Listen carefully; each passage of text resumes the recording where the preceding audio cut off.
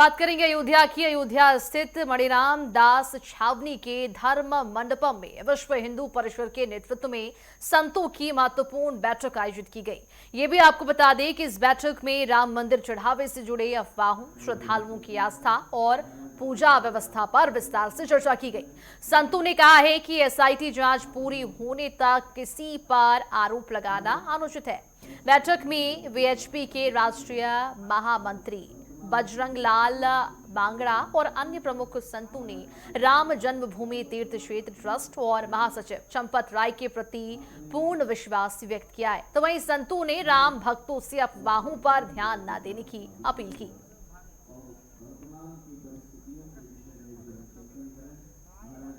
केवल एक विषय था, राम जन्मभूमि में कैश काउंटिंग में कुछ कर्मचारियों ने चोरी की। उसको एक झूठे नैरेटिव के तहत पूरे देश में और दुनिया भर में सनातन धर्म का अपमान करने का टूल बना लिया गया। एक षड्यंत्र बनाकर उसका दुष्प्रचार किया गया। जिन्होंने पूरा जीवन राम जन्मभूमि को दिया है उनको अपमानित किया गया, संतों को अपमानित किया गया। राम मंदिर और अयोध्या के विषय में अनर्गल प्रलाप किए गए। संतों ने आज एक स्वर से कहा कि ये बयान अयोध्या का बयान नहीं है। हम किसी का चरित्र हनन नहीं कर रहे हैं, हम किसी पर मिथ्यारोप नहीं कर रहे हैं। जो अपराधी हैं पुलिस ने उनको पकड़ा है, वे जेल गए हैं। एसआईटी की जांच में जिन पर दायित्व फिक्स होगा उनके लिए और भी जो विधिक कार्यवाही है वो होगी।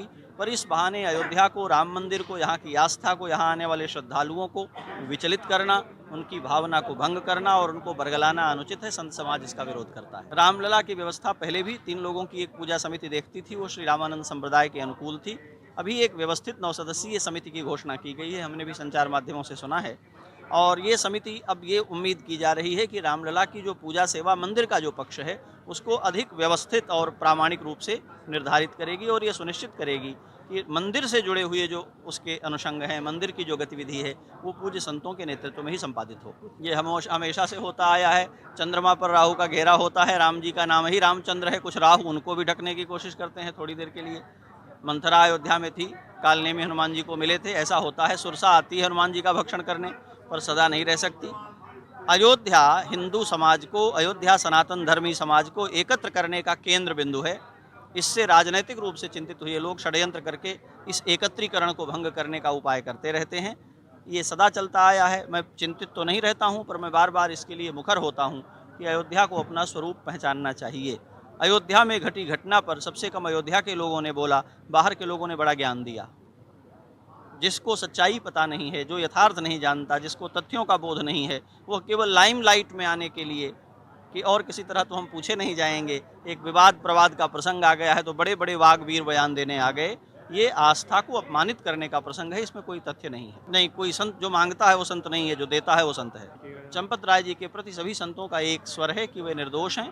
पद पर होने के कारण नैतिक रूप से उन्होंने त्यागपत्र दिया है, पर सारे समाज का उनके प्रति सद्भाव और विश्वास कायम है।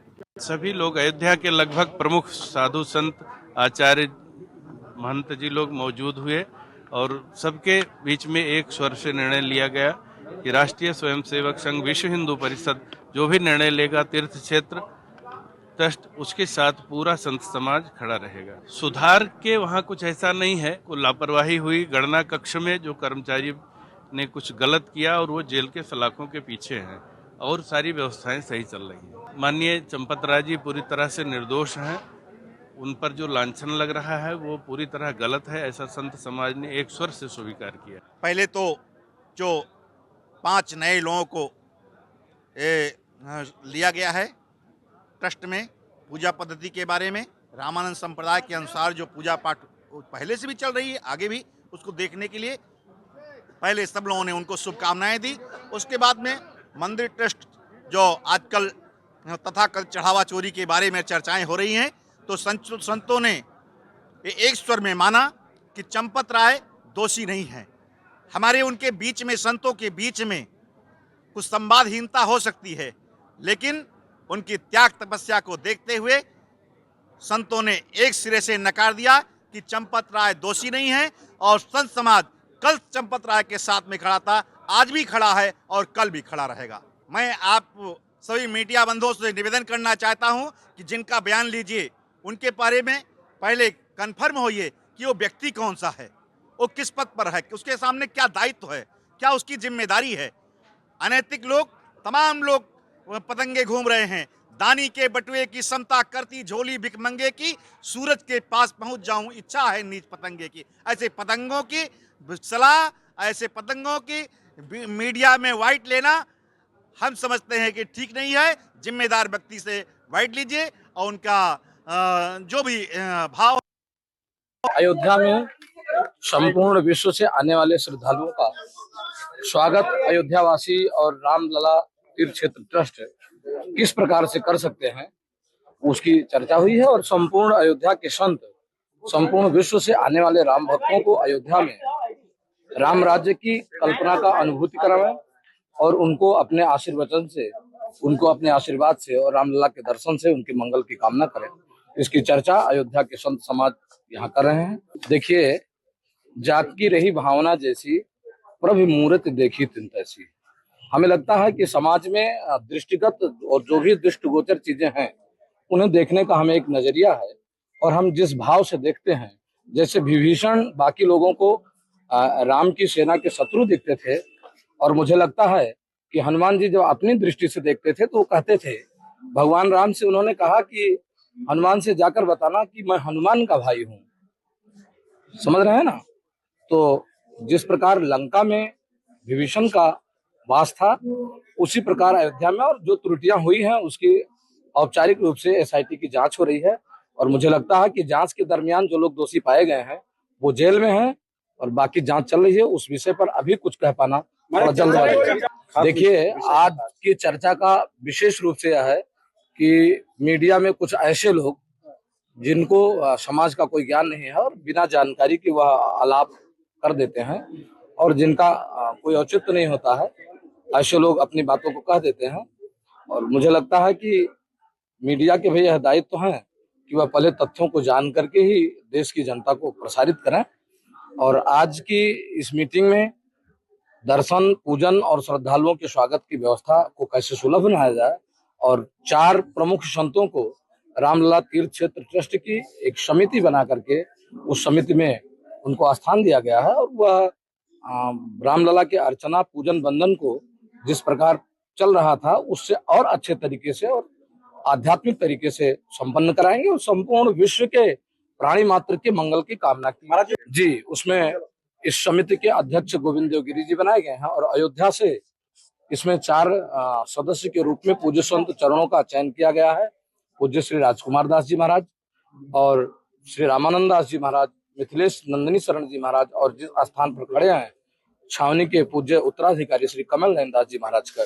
चंपत राय जी के विषय में भी एसआईटी जांच कर रही है, और उन्होंने अपने नैतिक व्यक्तित्व का परिचय देते हुए और आरोप लगते ही उन्होंने अपनी बहुत बड़ी नैतिकता का परिचय दिया, जो उन्होंने इस्तीफा त्यागपत्र दिया। मुझे लगता है पूर्वावती तमाम सरकारों पर बड़े बड़े आरोप लगे हैं, और किसी ने अपनी इतनी बड़ी नैतिकता का परिचय नहीं दिया जितनी बड़ी नैतिकता का परिचय संतों के बीच में रहने वाले और संतों की आज्ञा लेकर के समस्त कार्यों को आगे बढ़ाने वाले चंपत राय जी ने दिया है। मुझे लगता है कि उनका यह कर्तव्य और उनका यह कार्य बहुत सराहनीय है, साधुवाद के पात्र है। जांच प्रक्रिया चल रही है, वो प्रभावित न हो, और हम एक जिम्मेदार पूर्वक अपना जो है मंतव्य और वक्तव्य दें। और इसके साथ साथ ये हुआ कि सुगम दर्शन हो संतों का, अयोध्या वासियों का, और जो बाहर से आए हुए हमारे जो श्रद्धालु हैं उन पर जो है उनको पूजा में पहरा न हो, जगह जगह रोका टोका लग जाए और उनको दर्शन करने दिया जाए। और इसके साथ साथ हम ये चाहेंगे कि यह विषय यही हटा दीजिए, बीती ताई विसारिये आगे की सुधरी।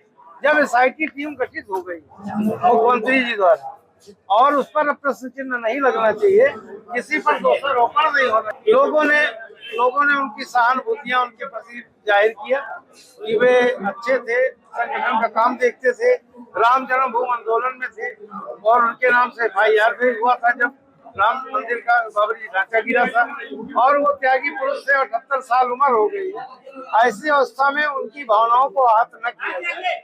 मैं भी और जांच पर भरोसा रखिए, हमारी एसआईटी टीम है और वो जांच पूरी हो जाएगी। माननीय सर्वोच्च न्यायालय ने भी कहा है कि एक एसआईटी टीम और गठित किया जाए, और दूध का दूध, पानी का पानी। और हमारे मुख्यमंत्री जी भी लगे हैं कि यह विषय का जल्दी पता चले। नहीं, सीईओ की नियत तो पहले से ही है कि राम जन्मभूमि तीर्थ क्षेत्र उस पर कर रहा है, तो सीईओ में जिनके आवेदन अधिक आ गए थे, तो इसकी वजह से इसमें 2 सितंबर की जो बैठक होगी उसमें ट्रस्ट के पदाधिकारी जो 3 सीट खाली हैं और उनके जो सीईओ का है उसके नियुक्ति के बारे में जो है विस्तृत चर्चा होगी और वो संपन्न हो जाएगी। लेकिन ये जो धर्म संतों की समिति बनी है, हम इसका स्वागत करते हैं।